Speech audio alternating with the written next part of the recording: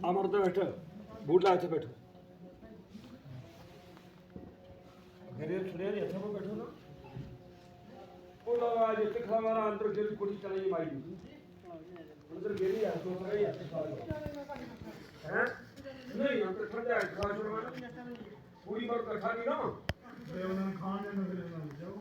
दो कुड़ी ने देखा को कौन है उसे रख करना है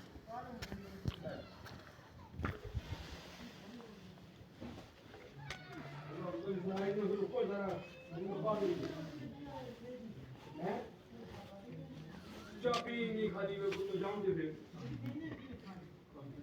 की करूंगी अच्छा लो कुलिया ले दाल भी